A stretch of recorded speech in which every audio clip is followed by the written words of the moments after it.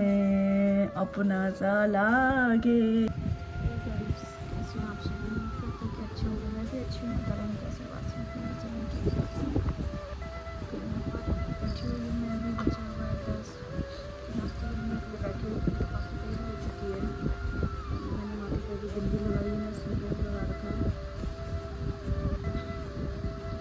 अच्छा नहीं लगता ऐसा चेहरा देखने में। तो मेरे मन में एक ख्याल आता था यहाँ पर बैठे बैठे, तो मैंने सोचा चलो आप लोगों के साथ शेयर कर लेती हूँ। तो वो भी मेरे मन में ऐसे इसलिए ख्याल आया, आता था मेरे मन में ये ख्याल हमेशा ही है, ऐसी बात नहीं है कि आज पहली बार आया, लेकिन मैंने कभी शेयर नहीं की ये चीज़। तो आज मैं कहना चाहती हूँ, अगर आप लोग समझदार होंगे तो समझ सकते हैं। अगर जो लोग समझदार नहीं होते तो वो मजाक बनाते हैं, और जो लोग समझदार होते हैं तो वो भावुक भी हो जाते हैं, इमोशनल भी हो जाते हैं। तो जिसने सहा होता है थोड़ा बहुत वो भी समझ सकते हैं, और कोई लोग जो होते हैं ना सह करके आगे निकल जाते हैं, तो वो लोग भी नहीं समझते हैं। क्योंकि परिस्थिति इंसान को, जैसी परिस्थिति होती है इंसान की, जैसी हालात होती है उनकी वैसी ही सोच बना देता है। तो इसी जो मैं अभी रील देख ली थी काफ़ी लोगों की, तो मतलब बहुत से मतलब बिल्कुल ही स्थिति गिरी हुई थी, जिनकी झोपड़ियों में रहते हैं। तो उन लोगों की रील देखी थी, तो उन लोगों की रील जो है ना काफ़ी क्या कहते हैं वायरल हो रखी है उनकी रीलें, क्योंकि उनकी आर्थिक स्थिति बहुत गिरी हुई है। आर्थिक स्थिति तो क्या गिरी होगी, सिर्फ एक वो है कि झोपड़ी में रहते हैं, लेकिन उनके पास ज़मीन बहुत है। क्योंकि देहातियों के पास ज़मीन बहुत होती है, भले पहाड़ियों के पास इतनी ज़मीन नहीं होती, जो देहाती इलाके में होते हैं ना उनके पास ज़मीन बहुत होती है। तो वो रील बना रहे हैं। एक तो इतनी मतलब बुजुर्ग होंगे, वो 60-65 साल के बुजुर्ग थे। ज़मीन तो काफ़ी दिखाते हैं, मैंने उनके ब्लॉग में जाके देखा तो उनके पास ज़मीन तो बहुत थी, लेकिन वो क्या कहते हैं झोपड़ी में रहते थे। तो उनकी रील मतलब अभी 1 मार्च से उन्होंने अपना चैनल शुरू किया है, और अभी 1 अप्रैल, अभी आज 25 अप्रैल है, तो उनकी वीडियो इतनी वायरल हो रही है, उनकी रीलें इतनी वायरल हुई है, क्योंकि उनकी इंसान आर्थिक स्थिति, तो आज के टाइम पे 2 लोग ज़्यादा वायरल हो पाते हैं। हर चीज़ में मतलब 2 लोगों को ही सपोर्ट मिलता है, मैं तो ये कहती हूँ सपोर्ट मिलता है। सरकार भी उन्हीं की सहायता करती है, आम जनता भी उन्हीं की सहायता करती है, और मिडिल क्लास वालों की कोई मतलब इस टाइम पे मिडिल क्लास वालों की कोई वैल्यू ही नहीं है। तो जैसे रील भी देखती हूँ, ब्लॉगिंग भी देखती हूँ, या तो बिल्कुल लो से लो लोगों की वायरल होती है, या तो फिर इतने अमीर ख़ानदानी बिल्कुल बढ़िया से बढ़िया कार है, बढ़िया से बढ़िया घर महल, उनकी आर्थिक स्थिति, उनका रहन सहन, उठना बैठना देखना लोग पसंद करते हैं। और हम मिडिल क्लास वालों को ना सरकार देखती है ना आम जनता देखती है। मैं तो यहाँ पर जा कर के देखी हूँ। और मिडिल क्लास को, यही दोनों को छोड़ो, मतलब सरकार और जनता को तो छोड़ो, मतलब जो अपने फैमिली मेम्बर होते हैं, जो अपने लोग होते हैं ना, वो भी थोड़ा मतलब मिडिल क्लास से ज़्यादा थोड़ा कह सकते हो बुराई बनाना चाहते हैं। क्या पड़ोसी बोलो, रिश्तेदार बोलो, कोई भी बोलो, मतलब तो सोचते हैं कि कोई उनको उधार देना नहीं पसंद करता, कोई उनको देना नहीं पसंद करता। क्या मतलब कि बेचारा देगा नहीं देगा, इसके पास कहाँ से है, कहाँ से देगा। मिडिल क्लास वाला ना लो दिखा सकता है, ना मतलब ना लो दिखा सकता है। लो दिखाएगा तो बोलेंगे लो दिखा रहा है, हाई दिखाएंगे तो बोलेगा हाई दिखा रहा है। मतलब सरकार भी उनकी सहायता नहीं करती। और तो छोड़ो, एक बीपीएल कार्ड होता है ना, बीपीएल कार्ड भी बना के नहीं देती है। जो क्या कहते हैं जो बिल्कुल झोपड़ी वोपड़ी में रहते हैं, कम से कम उनके लिए सरकार घर बना के दे देती है, बीपीएल कार्ड बना के देती है, फिर राशन फ्री देती है, बच्चों की पढ़ाई लिखाई के लिए पैसा देती है, बच्चों की स्कूल की शिक्षा फ्री देती है, बच्चों के लिए शादी बरातों के लिए पैसा देती है, इलाज फ्री करती है। और यहाँ तो ऊपर ना नीचे, करूँ तो क्या करूँ, रोऊँ या हंसूँ, वो वाला सीन हो जाता है। ना रो पाती हूँ ना हंस पाती हूँ वाला। मिडिल क्लास से ज़्यादा वालों को मतलब यही होता है कि ना रो सकते ना हंस सकते। और मैं तो ख़ास तौर पे हंसती हूँ तो कहते हैं कि दीपा हंस रही है, दीपा को क्या तकलीफ है। यार तो क्या हंसूँ भी नहीं, और रोती हूँ तो बोलते हैं कि दीपा रो रही है, दीपा को क्या बस दीपा का काम ही यही रोने का है। ना मुझे रोना आता है ना मुझे हंसना मुझे बहुत आता है। ऐसी बात नहीं, आप लोग मेरे ब्लॉग में देखते रहते होंगे, मैं हमेशा हंसते रहती हूँ। इमोशनल होना मुझे पसंद नहीं है, किसी के आगे मुझे रोना पसंद नहीं है।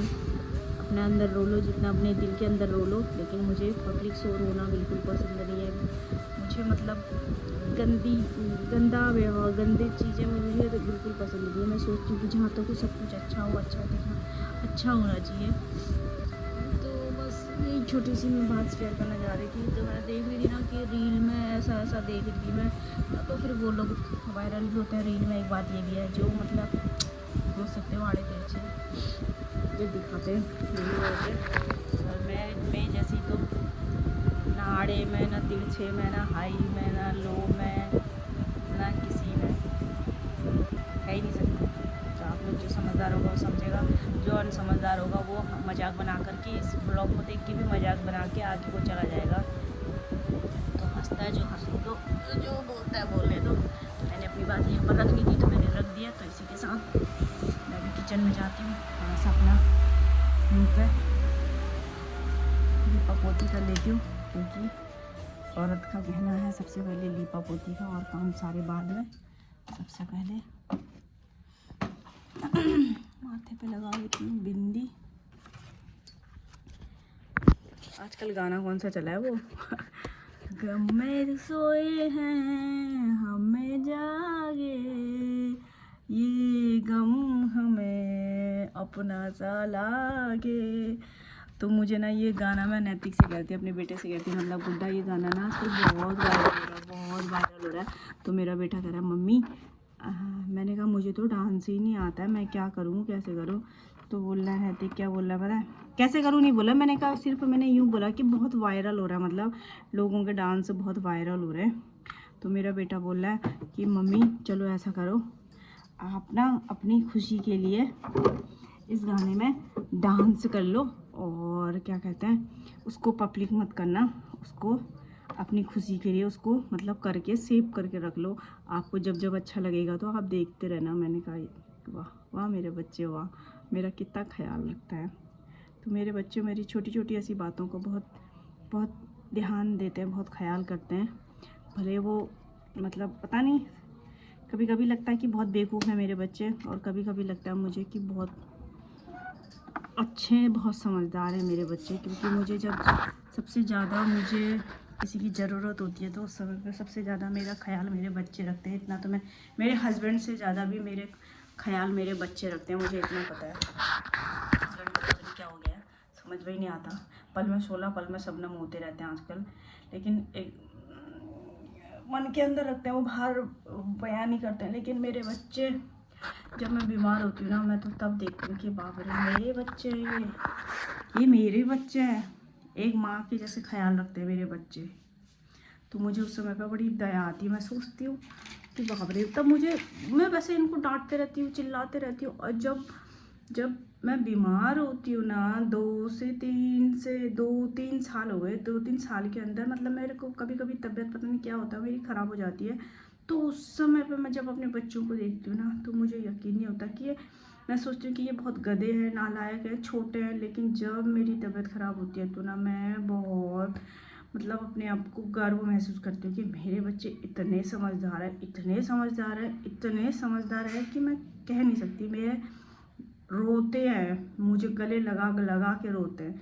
एक माँ, मैं उनका इतना ख्याल नहीं कर पाती हूँ जब वो बीमार होते हैं। लेकिन जब मैं बीमार होती हूँ ना, मैं तो उस समय देखती हूँ कि इतना, क्योंकि हम लोग ब्लॉग बनाते हैं, सही बताऊँ, जब हम लोग बीमार वगैरह वगैरह होते हैं, कुछ हमको ऐसा होता है, तो उस समय पे हम लोगों को ब्लॉग बनाना बिल्कुल पसंद नहीं है। और भले याद भी किसको रहेगी ये चीज़, छोड़ो ब्लॉग बनाना पसंद है तो छोड़ो। जब इंसान के ऊपर विपत्ति आती है तो उस समय पे तो फ़ोन उठाने का किसका मन करता है। जब खुशियाँ आती है तो हर कि कोई भी नॉर्मल इंसान होता है, जब खुशी होती है तो हर किसी को फ़ोटो खींचना पसंद होता है, वीडियो बनाना पसंद होता है, हर कुछ होता है। तो वैसे हमारा भी है, जो ब्लॉगिंग करता है, मतलब ब्लॉगिंग करता है, कई लोग तो शूट करते हैं, लेकिन अपने को याद ही नहीं रहता है कि फ़ोन भी पकड़ना है और कि हम लोग बीमार हुए हैं, ब्लॉग बनाना है, ये करना है, वो करना है करके। तो इसीलिए अच्छा नहीं लगता। हर खुशी का मोमेंट मैं छोड़ना नहीं चाहती हूँ। मैं आज से नहीं, मैं छोटी छोटी खुशियों में बहुत खुश होना जानती हूँ। और मुझे अच्छा भी लगता है कि जो भी खुशी का पल है उसको उसी समय जी लेना चाहिए। अगला दिन कैसा आता है हमें नहीं पता, और ये आप लोगों के साथ हर किसी का होना चाहिए कि जब जो खुशी का पल है ना, उसे उसी समय जी लो। दूसरा दिन कब कैसा आता है ये हमको नहीं पता।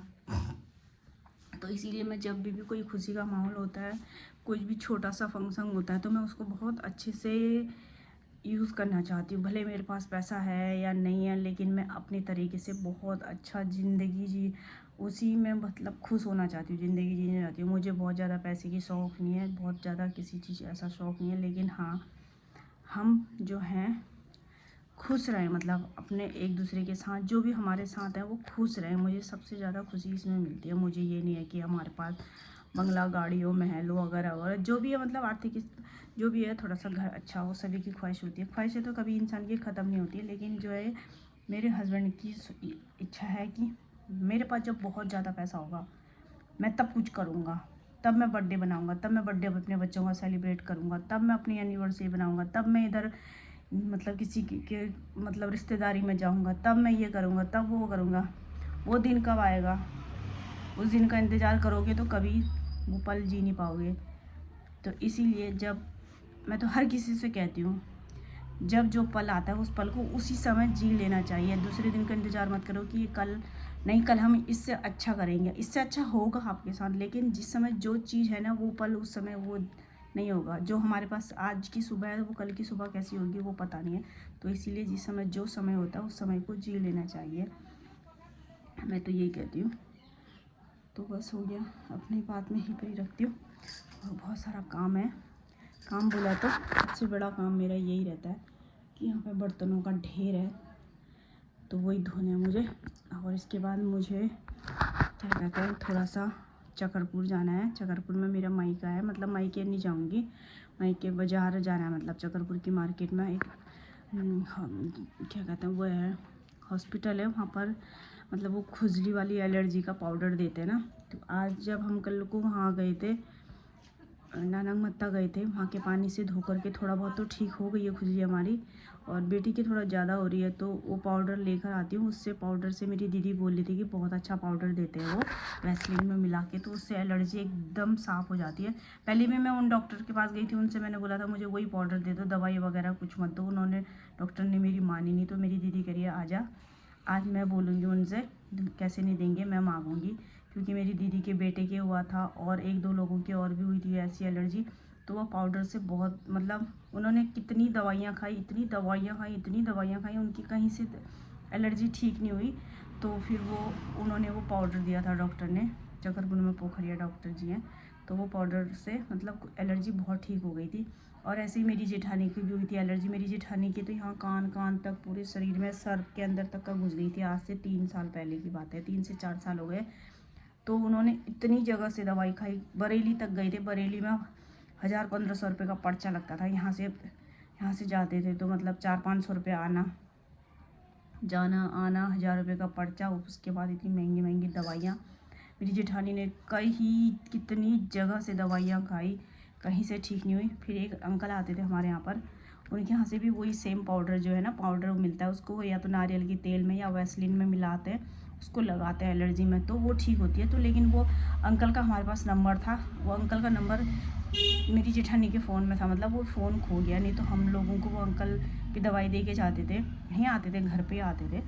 तो वो दवाई दे के जाते थे तो उससे भी एलर्जी ठीक होती थी। पहले तो हमारी हुई नहीं थी ऐसी, हमको कुछ पता नहीं था, खाली मेरी जेठानी की होती थी।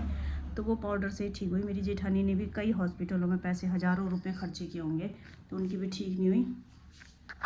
तो इसीलिए अब मुझे चकरपुर भी जाना है, तो शायद मैं वहाँ ब्लॉग नहीं बनाऊँगी। अब ब्लॉग बना के भी थक गई हूँ।